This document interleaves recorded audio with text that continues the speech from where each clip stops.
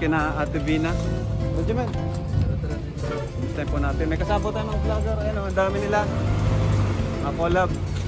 Mga collab tayo kasi kahit sino po, kahit mga small vlogger po, small YouTuber, pwede po natin tulungan.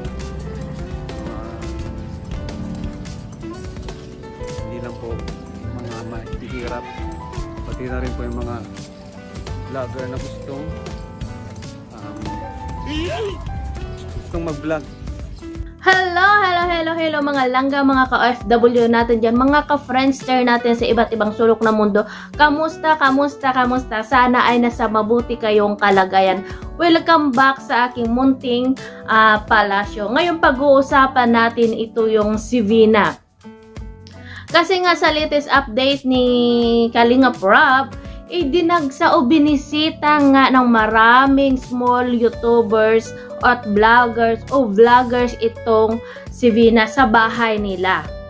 Ang dami nilang pumunta doon kasi nga ang sabi noon ni Kuya Val Santos naghihikayat siya sa mga small YouTuber na kung gusto nilang sumali kay Kuya Val Santos para naman ma-promote yung channel nila at para na rin makatulong sa mga small YouTuber na katulad ko.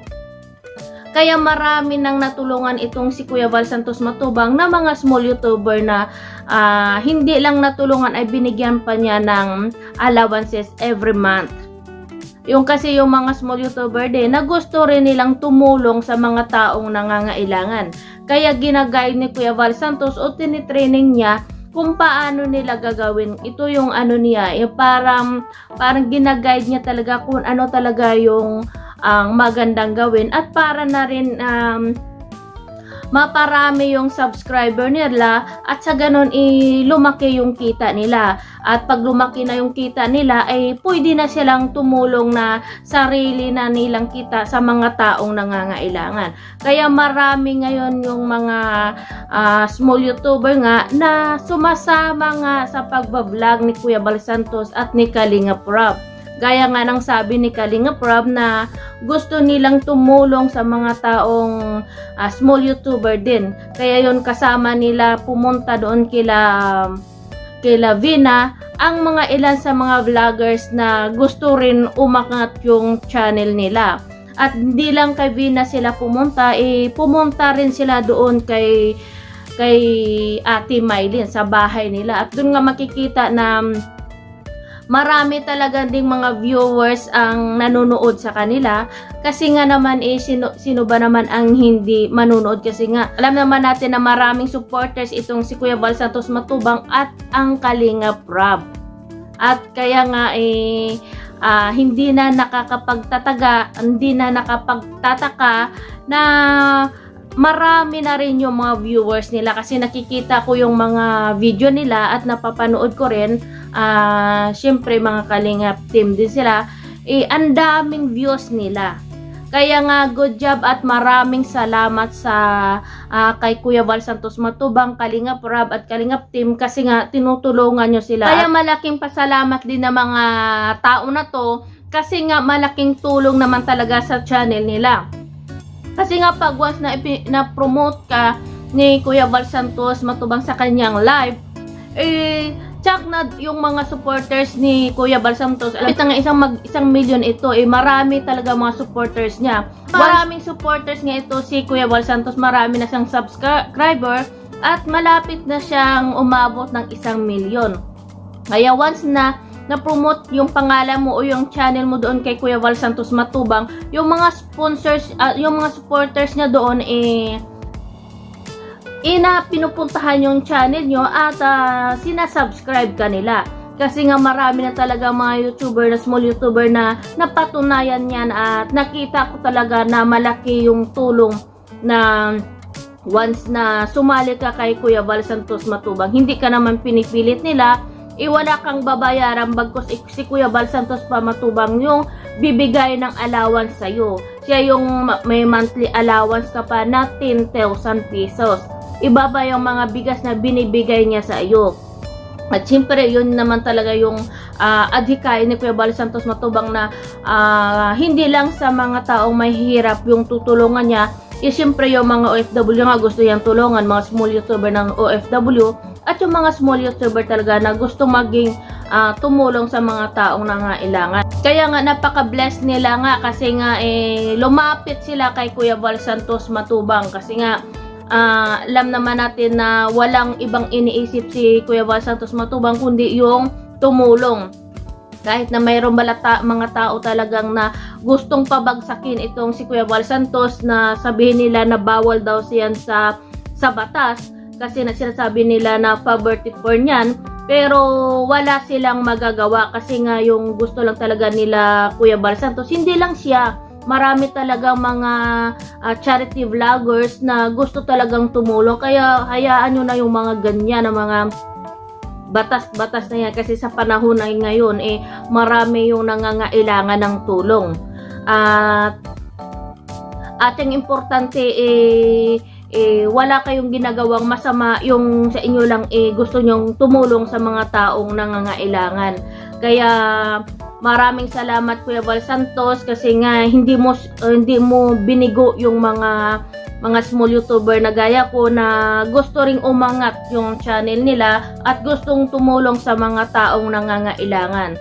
Kaya nga ngayon dumadami at dumadami palalo yung mga subscriber at mga supporters ni Kuya Val Santos Matubang at nitong ni Kalingap Rob, at yung mga lalo na yung mga nasa programa ni Kuya Val Santos sa mga small YouTuber na gusto niya na kasalin na doon sa grupo niya napaka-bless nila kasi nga sobrang laki na ng subscriber nila at makikita mo talaga na pag nag-post sila ngayon ng video nila nakasama itong si Kalingap Rob o si Kuya Val Santos Matubang isang oras lang napakalaki ng viewers nila. Kaya masasabi mo na lang na mapapasa na all ka na lang, di ba?